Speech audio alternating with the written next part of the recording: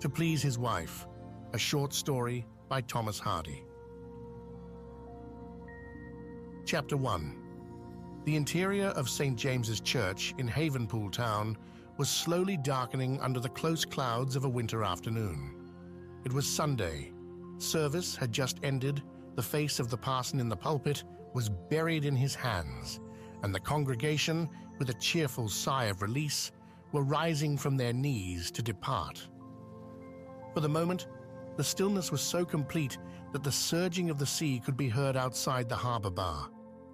Then it was broken by the footsteps of the clerk going towards the west door to open it in the usual manner for the exit of the assembly.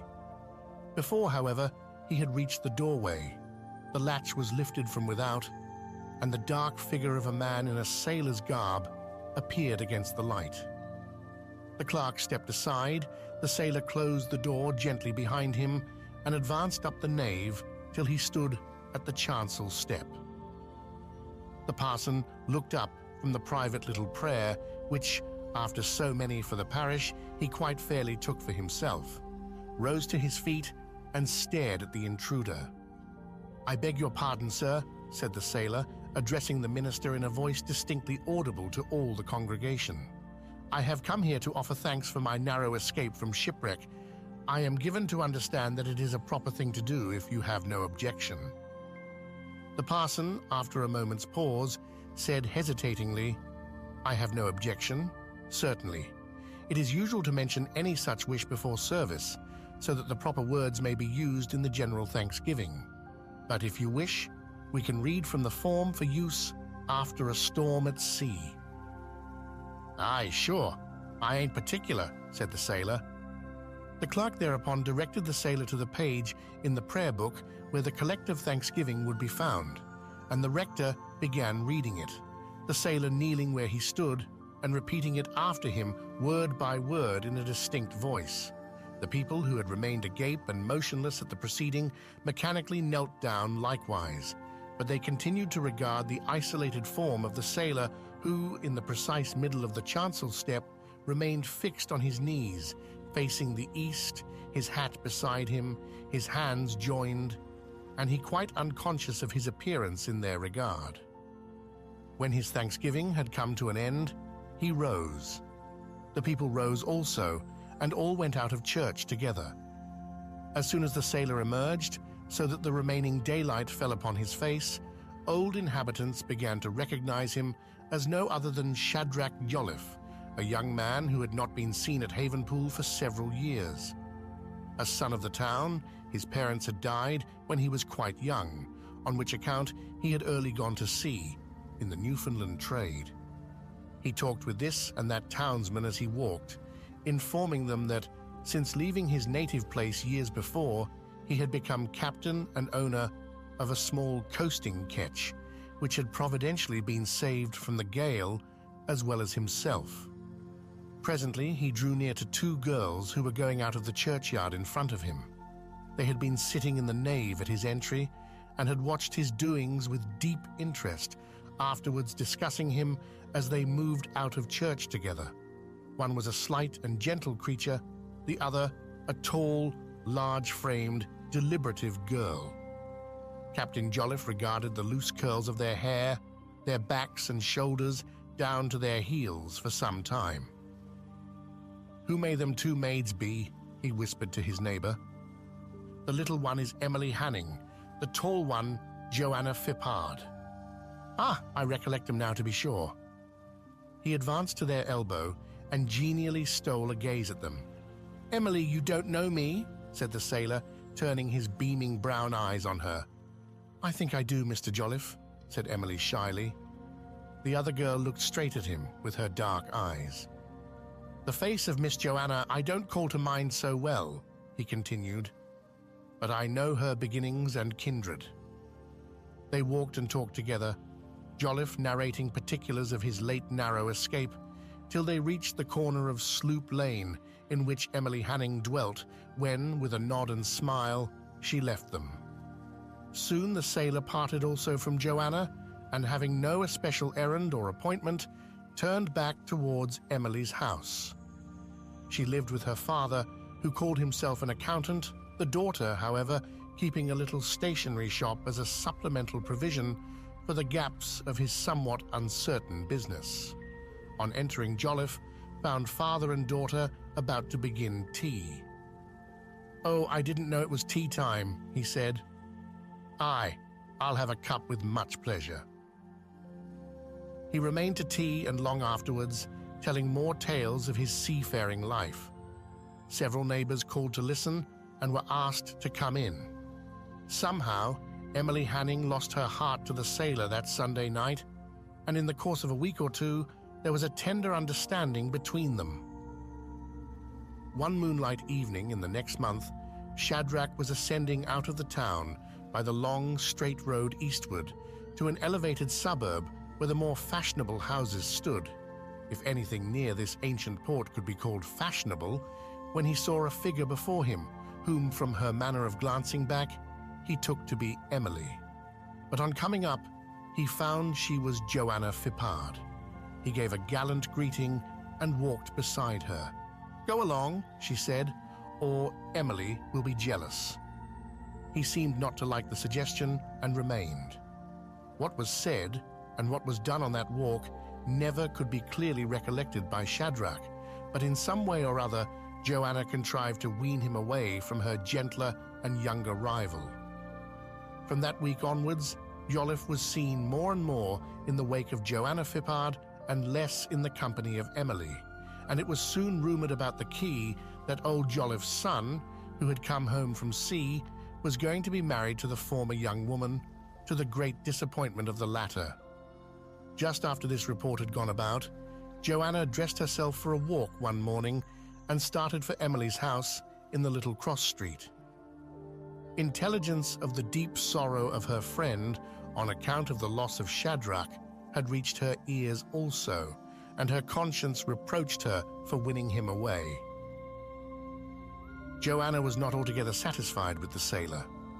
She liked his attentions, and she coveted the dignity of matrimony, but she had never been deeply in love with Jolliffe. For one thing, she was ambitious, and socially his position was hardly so good as her own, and there was always the chance of an attractive woman mating considerably above her. It had long been in her mind that she would not strongly object to give him back again to Emily if her friend felt so very badly about him.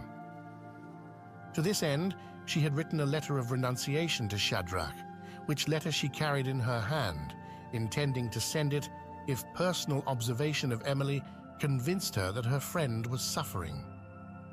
Joanna entered Sloop Lane and stepped down into the stationery shop, which was below the pavement level. Emily's father was never at home at this hour of the day, and it seemed as though Emily were not at home either, for the visitor could make nobody hear. Customers came so seldom hither that a 5 minutes' absence of the proprietor counted for little. Joanna waited in the little shop, where Emily had tastefully set out, as women can, articles in themselves of slight value, so as to obscure the meagerness of the stock in trade, till she saw a figure pausing without the window, apparently absorbed in the contemplation of the sixpenny books, packets of paper, and prints hung on a string. It was Captain Shadrach Jolliffe, peering in to ascertain if Emily were there alone. Moved by an impulse of reluctance to meet him in a spot which breathed of Emily, Joanna slipped through the door that communicated with the parlor at the back. She had frequently done so before, for in her friendship with Emily, she had the freedom of the house without ceremony. Jolliffe entered the shop. Through the thin blind which screened the glass partition, she could see that he was disappointed at not finding Emily there. He was about to go out again when Emily's form darkened the doorway, hastening home from some errand. At sight of Jolliffe, she started back as if she would have gone out again. "Don't run away, Emily, don't," said he. "What can make ye afraid?" "I'm not afraid, Captain Jolliffe, only I saw you all of a sudden, and it made me jump." Her voice showed that her heart had jumped even more than the rest of her. "I just called as I was passing," he said. "For some paper?" She hastened behind the counter. No, Emily, why do you get behind there? Why not stay by me? You seem to hate me." "I don't hate you. How can I?" "Then come out, so that we can talk like Christians."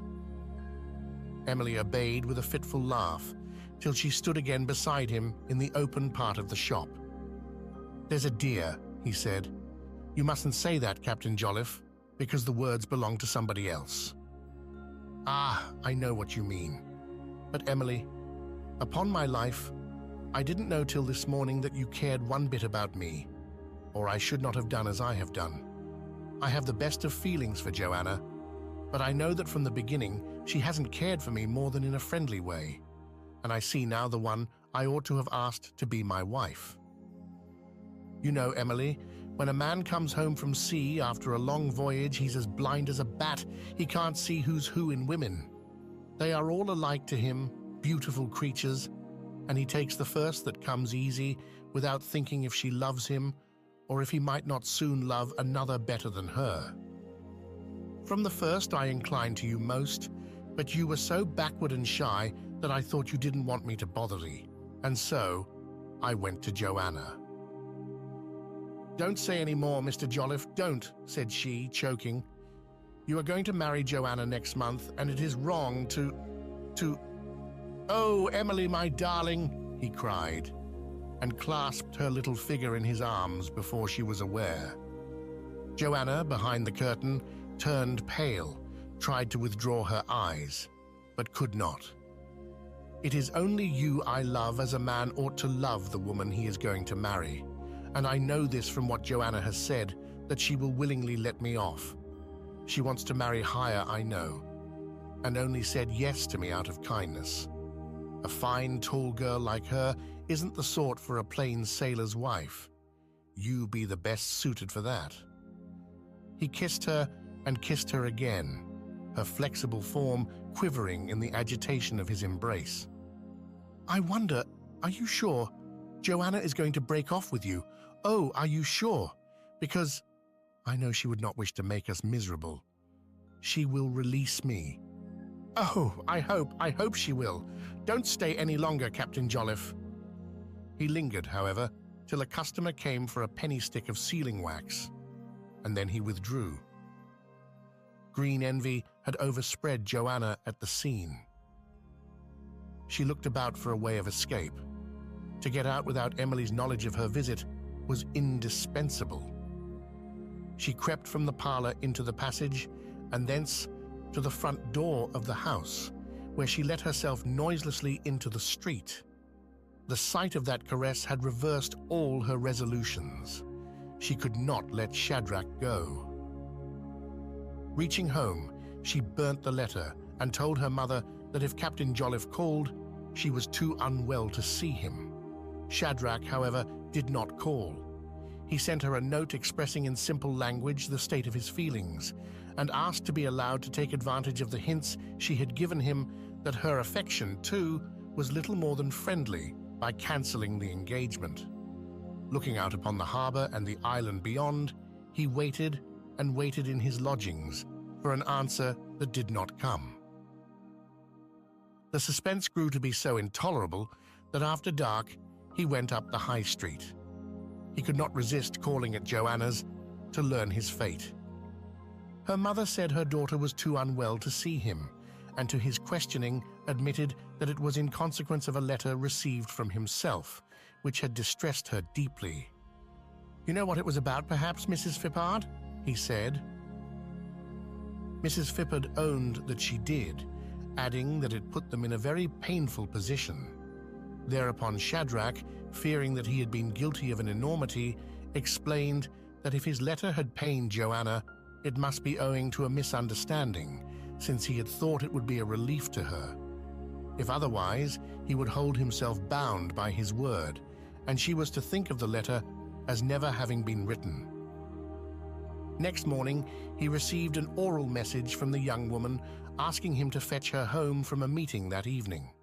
This he did, and while walking from the town hall to her door, with her hand in his arm, she said, "It is all the same as before between us, isn't it, Shadrach? Your letter was sent in mistake." "It is all the same as before," he answered, "if you say it must be." "I wish it to be," she murmured, with hard lineaments, as she thought of Emily. Shadrach was a religious and scrupulous man who respected his word as his life. Shortly afterwards, the wedding took place, Jolliffe having conveyed to Emily as gently as possible the error he had fallen into when estimating Joanna's mood as one of indifference. Chapter 2. A month after the marriage, Joanna's mother died, and the couple were obliged to turn their attention to very practical matters. Now that she was left without a parent, Joanna could not bear the notion of her husband going to sea again. But the question was, what could he do at home? They finally decided to take on a grocer's shop in High Street, the goodwill and stock of which were waiting to be disposed of at that time. Shadrach knew nothing of shopkeeping, and Joanna very little, but they hoped to learn. To the management of this grocery business, they now devoted all their energies and continued to conduct it for many succeeding years, without great success. 2 sons were born to them, whom their mother loved to idolatry, although she had never passionately loved her husband, and she lavished upon them all her forethought and care. But the shop did not thrive, and the large dreams she had entertained of her son's education and career became attenuated in the face of realities. Their schooling was of the plainest, but being by the sea, they grew alert in all such nautical arts and enterprises as were attractive to their age. The great interest of the Jolliffes' married life, outside their own immediate household, had lain in the marriage of Emily. By one of those odd chances which lead those that lurk in unexpected corners to be discovered, while the obvious are passed by, the gentle girl had been seen and loved by a thriving merchant of the town, a widower, some years older than herself, though still in the prime of life. At first, Emily had declared that she never could marry anyone, but Mr. Lester had quietly persevered and had at last won her reluctant assent. 2 children also were the fruits of this union, and, as they grew and prospered, Emily declared that she had never supposed that she could live to be so happy. The worthy merchant's home, one of those large, substantial brick mansions frequently jammed up in old-fashioned towns, faced directly on the High Street, nearly opposite to the grocery shop of the Jolliffes, and it now became the pain of Joanna to behold the woman whose place she had usurped out of pure covetousness, looking down from her position of comparative wealth upon the humble shop window with its dusty sugar loaves, heaps of raisins and canisters of tea, over which it was her own lot to preside.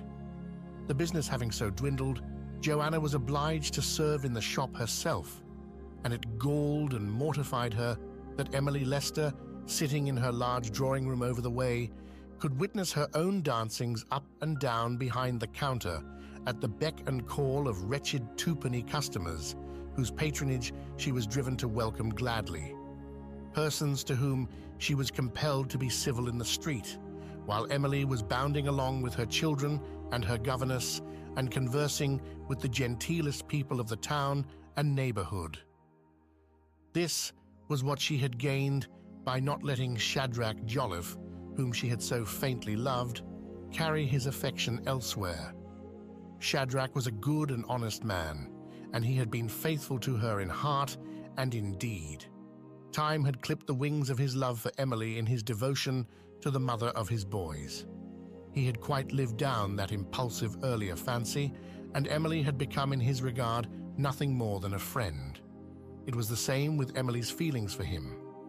Possibly, had she found the least cause for jealousy, Joanna would almost have been better satisfied. It was in the absolute acquiescence of Emily and Shadrach in the results she herself had contrived that her discontent found nourishment. Shadrach was not endowed with the narrow shrewdness necessary for developing a retail business in the face of many competitors.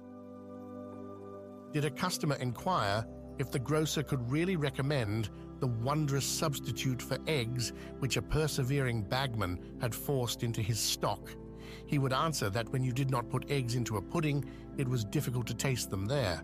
and when he was asked if his real mocha coffee was real mocha, he would say grimly, as understood, in small shops. One summer day, when the big brick house opposite was reflecting the oppressive sun's heat into the shop, and nobody was present but husband and wife, Joanna looked across at Emily's door, where a wealthy visitor's carriage had drawn up. Traces of patronage had been visible in Emily's manner of late. "Shadrach, the truth is you are not a businessman," his wife sadly murmured. "You were not brought up to shopkeeping, and it is impossible for a man to make a fortune at an occupation he has jumped into as you did into this." Jolliffe agreed with her, in this as in everything else. "Not that I care a rope's end about making a fortune," he said cheerfully. "I am happy enough, and we can rub on somehow." She looked again at the great house through the screen of bottled pickles. "Rub on, yes," she said bitterly. "But see how well off Emmy Lester is, who used to be so poor. Her boys will go to college, no doubt, and think of yours, obliged to go to the parish school." Shadrach's thoughts had flown to Emily. "Nobody," he said good-humoredly, "ever did Emily a better turn than you did, Joanna, when you warned her off me and put an end to that little simpering nonsense between us so as to leave it in her power to say "I" to Lester when he came along." This almost maddened her. "Don't speak of bygones," she implored in stern sadness, "but think, for the boys' and my sake, if not for your own, what are we to do to get richer?" "Well," he said, becoming serious, "to tell the truth, I have always felt myself unfit for this business, though I've never liked to say so. I seem to want more room for sprawling, a more open space to strike out in than here among friends and neighbors. I could get rich as well as any man if I tried my own way." "I wish you would. What is your way?" "To go to sea again." She had been the very one to keep him at home, hating the semi-widowed existence of sailors' wives. But her ambition checked her instincts now, and she said, "Do you think success really lies that way?" "I am sure it lies in no other. Do you want to go, Shadrach?" "Not for the pleasure of it, I can tell 'ee. There's no such pleasure at sea, Joanna, as I can find in my back parlor here. To speak honest, I have no love for the brine. I never had much. But if it comes to a question of a fortune for you and the lads, it is another thing. That's the only way to it for one born and bred a seafarer as I." "Would it take long to earn?" "Well, that depends, perhaps not." The next morning, Shadrach pulled from a chest of drawers the nautical jacket he had worn during the first months of his return, brushed out the moths, donned it, and walked down to the quay. The port still did a fair business in the Newfoundland trade, though not so much as formerly. It was not long after this that he invested all he possessed in purchasing a part ownership in a brig of which he was appointed captain. A few months were passed in coast trading, during which intervals Shadrach wore off the land rust that had accumulated upon him in his grocery phase, and in the spring, the brig sailed for Newfoundland. Joanna lived on at home with her sons, who were now growing up into strong lads and occupying themselves in various ways about the harbor and quay. "Never mind, let them work a little," their fond mother said to herself. "Our necessities compel it now, but when Shadrach comes home, they will be only 17 and 18, and they shall be removed from the port and their education thoroughly taken in hand by a tutor. And with the money they'll have, they will perhaps be as near to gentlemen as Emmy Lester's precious two with their algebra and their Latin." The date for Shadrach's return drew near and arrived, and he did not appear. Joanna was assured that there was no cause for anxiety, sailing ships being so uncertain in their coming, which assurance proved to be well grounded, for late one wet evening, about a month after the calculated time, the ship was announced as at hand, and presently the slip-slop step of Shadrach as the sailor sounded in the passage, and he entered. The boys had gone out and had missed him, and Joanna was sitting alone. As soon as the first emotion of reunion between the couple had passed, Jolliffe explained the delay as owing to a small speculative contract which had produced good results. "I was determined not to disappoint you," he said, "and I think you'll own that I haven't." With this he pulled out an enormous canvas bag, full and rotund as the money bag of the giant whom Jack slew, untied it, and shook the contents out into her lap as she sat in her low chair by the fire. A mass of sovereigns and guineas, there were guineas on the earth in those days, fell into her lap with a sudden thud, weighing down her gown to the floor.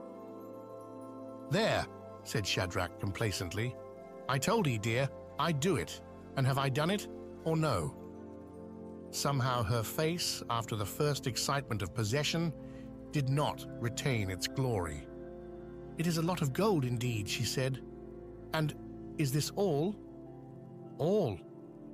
Why, dear Joanna, do you know you can count to 300 in that heap? It is a fortune." Yes, a fortune judged by sea, but judged by land. However, she banished considerations of the money for the nonce. Soon the boys came in, and next Sunday Shadrach returned thanks to God, this time by the more ordinary channel of the italics in the general thanksgiving. But a few days after, when the question of investing the money arose, he remarked that she did not seem so satisfied as he had hoped. "Well, you see, Shadrach," she answered, "we count by hundreds. They count by thousands," nodding towards the other side of the street. "They have set up a carriage and pair since you left." "Oh, have they? My dear Shadrach, you don't know how the world moves. However, we'll do the best we can with it. But they are rich, and we are poor still." The greater part of a year was desultorily spent. She moved sadly about the house and shop, and the boys were still occupying themselves in and around the harbor. "Joanna," he said one day, "I see by your movements that it is not enough." "It is not enough," said she. "My boys will have to live by steering the ships that the Leicesters own, and I was once above her." Jolliffe was not an argumentative man, and he only murmured that he thought he would make another voyage. He meditated for several days, and coming home from the quay one afternoon, said suddenly, "I could do it for 'ee, dear, in one more trip for certain, if... Do what, Shadrach? Enable 'ee to count by thousands instead of hundreds." "If what?" "If I might take the boys." She turned pale. "Don't say that, Shadrach," she answered hastily. "Why?" "I don't like to hear it. There's danger at sea. I want them to be something genteel and no danger to them. I couldn't let them risk their lives at sea. Oh, I couldn't ever, ever." "Very well, dear, it shan't be done." Next day, after a silence, she asked a question. "If they were to go with you, it would make a great deal of difference, I suppose, to the profit?" "'Twould treble what I should get from the venture single-handed. Under my eye, they would be as good as 2 more of myself." Later on, she said, "Tell me more about this." "Well, the boys are almost as clever as master mariners in handling a craft, upon my life. There isn't a more cranky place in the northern seas than about the sandbanks of this harbor, and they've practiced here from their infancy. And they are so steady. I couldn't get their steadiness and their trustworthiness in 6 men twice their age." "And is it very dangerous at sea? Now, too, there are rumors of war," she asked uneasily. "Oh, well, there be risks. Still..." The idea grew and magnified, and the mother's heart was crushed and stifled by it. Emmy was growing too patronizing. It could not be borne. Shadrach's wife could not help nagging him about their comparative poverty. The young men, amiable as their father, when spoken to on the subject of a voyage of enterprise, were quite willing to embark, and though they, like their father, had no great love for the sea, they became quite enthusiastic when the proposal was detailed. Everything now hung upon their mother's assent. She withheld it long, but at last gave the word. The young men might accompany their father. Shadrach was unusually cheerful about it. Heaven had preserved him hitherto, and he had uttered his thanks. God would not forsake those who were faithful to him. All that the Jolliffes possessed in the world was put into the enterprise. The grocery stock was pared down to the least that possibly could afford a bare sustenance to Joanna during the absence, which was to last through the usual Newfoundland spell. How she would endure the weary time she hardly knew, for the boys had been with her formerly, but she nerved herself for the trial. The ship was laden with boots and shoes, ready-made clothing, fishing tackle, butter, cheese, cordage, sailcloth, and many other commodities, and was to bring back oil, furs, skins, fish, cranberries, and what else came to hand. But much trading to other ports was to be undertaken between the voyages out and homeward, and thereby much money made. Chapter 3. The brig sailed on a Monday morning in spring, but Joanna did not witness its departure. She could not bear the sight that she had been the means of bringing about. Knowing this, her husband told her overnight that they were to sail sometime before noon next day. Hence, when, awakening at 5 the next morning, she heard them bustling about downstairs. She did not hasten to descend, but lay trying to nerve herself for the parting, imagining they would leave about 9, as her husband had done on his previous voyage. When she did descend, she beheld words chalked upon the sloping face of the bureau, but no husband or sons. In the hastily scrawled lines, Shadrach said they had gone off thus, not to pain her by a leave-taking, and the sons had chalked under his words, "Goodbye, mother." She rushed to the quay and looked down the harbour towards the blue rim of the sea, but she could only see the masts and bulging sails of the Joanna. No human figures. "'Tis I have sent them," she said wildly, and burst into tears. In the house, the chalked goodbye nearly broke her heart, but when she had re-entered the front room and looked across at Emily's, a gleam of triumph lit her thin face at her anticipated release from the thraldom of subservience. To do Emily Lester justice, her assumption of superiority was mainly a figment of Joanna's brain.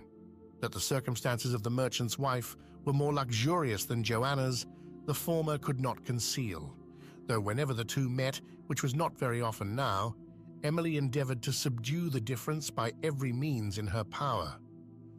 The first summer lapsed away, and Joanna meagerly maintained herself by the shop, which now consisted of little more than a window and a counter. Emily was, in truth, her only large customer, and Mrs. Lester's kindly readiness to buy anything and everything without questioning the quality had a sting of bitterness in it, for it was the uncritical attitude of a patron, and almost of a donor. The long, dreary winter moved on. The face of the bureau had been turned to the wall to protect the chalked words of farewell, for Joanna could never bring herself to rub them out, and she often glanced at them with wet eyes. Emily's handsome boys came home for the Christmas holidays. The university was talked of for them, and still Joanna subsisted, as it were, with held breath, like a person submerged. Only one summer more, and the spell would end. Towards the close of the time, Emily called on her quondam friend. She had heard that Joanna began to feel anxious. She had received no letter from husband or sons for some months. Emily's silks rustled arrogantly when, in response to Joanna's almost dumb invitation, she squeezed through the opening of the counter and into the parlor behind the shop. "You are all success, and I am all the other way," said Joanna. "But why do you think so?" said Emily. "They are to bring back a fortune, I hear." "Ah, will they come? The doubt is more than a woman can bear. All 3 in one ship, think of that, and I have not heard of them for months." "But the time is not up. You should not meet misfortune halfway." "Nothing will repay me for the grief of their absence." "Then why did you let them go? You were doing fairly well." "I made them go," she said. turning vehemently upon Emily. "And I'll tell you why. I could not bear that we should be only muddling on, and you so rich and thriving. Now I have told you, and you may hate me if you will." "I shall never hate you, Joanna." And she proved the truth of her words afterwards. The end of autumn came, and the brig should have been in port, but nothing like the Joanna appeared in the channel between the sands. It was now really time to be uneasy. Joanna Jolliffe sat by the fire, and every gust of wind caused her a cold thrill. She had always feared and detested the sea. To her it was a treacherous, restless, slimy creature glorying in the griefs of women. Still, she said, they must come. She recalled to her mind that Shadrach had said before starting that if they returned safe and sound, with success crowning their enterprise, he would go as he had gone after his shipwreck and kneel with his sons in the church and offer sincere thanks for their deliverance. She went to church regularly morning and afternoon and sat in the most forward pew nearest the chancel step. Her eyes were mostly fixed on that step where Shadrach had knelt in the bloom of his young manhood. She knew to an inch the spot which his knees had pressed 20 winters before, his outline as he had knelt, his hat on the step beside him. God was good. Surely her husband must kneel there again, a son on each side as he had said, George just here, Jim just there. By long watching the spot as she worshipped it became as if she saw the three returned ones there kneeling, the two slim outlines of her boys, the more bulky form between them, their hands clasped, their heads shaped against the eastern wall. The fancy grew almost to an hallucination. She could never turn her worn eyes to the step without seeing them there. Nevertheless, they did not come. Heaven was merciful, but it was not yet pleased to relieve her soul. This was her purgation for the sin of making them the slaves of her ambition. But it became more than purgation soon, and her mood approached despair. Months had passed since the brig had been due, but it had not returned. Joanna was always hearing or seeing evidences of their arrival. When on the hill behind the port, whence a view of the open channel could be obtained, she felt sure that a little speck on the horizon, breaking the eternally level waste of waters southward, was the truck of the Joanna's mainmast. Or when indoors, a shout or excitement of any kind at the corner of the town cellar, where the high street joined the quay, caused her to spring to her feet and cry, "'Tis they!" But it was not. The visionary forms knelt every Sunday afternoon on the chancel step, but not the real. Her shop had, as it were, eaten itself hollow. In the apathy which had resulted from her loneliness and grief, she had ceased to take in the smallest supplies, and thus had sent away her last customer. In this strait, Emily Lester tried by every means in her power to aid the afflicted woman, but she met with constant repulses. "I don't like you, I can't bear to see you," Joanna would whisper hoarsely when Emily came to her and made advances. "But I want to help and soothe you, Joanna," Emily would say. "You are a lady with a rich husband and fine sons. What can you want with a bereaved crone like me?" "Joanna, I want this. I want you to come and live in my house and not stay alone in this dismal place any longer." "And suppose they come and don't find me at home? You wish to separate me and mine. No, I'll stay here. I don't like you, and I can't thank you, whatever kindness you do me." However, as time went on, Joanna could not afford to pay the rent of the shop and house without an income. She was assured that all hope of the return of Shadrach and his sons was vain, and she reluctantly consented to accept the asylum of the Lester's house. Here she was allotted a room of her own on the second floor, and went and came as she chose, without contact with the family. Her hair grayed and whitened, deep lines channeled her forehead, and her form grew gaunt and stooping. But she still expected the lost ones, and when she met Emily on the staircase, she would say morosely, "I know why you've got me here. They'll come. and be disappointed at not finding me at home and perhaps go away again, and then you'll be revenged for my taking Shadrach away from me." Emily Lester bore these reproaches from the grief-stricken soul. She was sure, all the people of Havenpool were sure, that Shadrach and his sons could not return. For years the vessel had been given up as lost. Nevertheless, when awakened at night by any noise, Joanna would rise from bed and glance at the shop opposite by the light from the flickering lamp to make sure it was not they. It was a damp and dark December night, 6 years after the departure of the brig Joanna. The wind was from the sea and brought up a fishy mist, which mopped the face like moist flannel. Joanna had prayed her usual prayer for the absent ones with more fervor and confidence than she had felt for months, and had fallen asleep about 11. It must have been between 1 and 2 when she suddenly started up.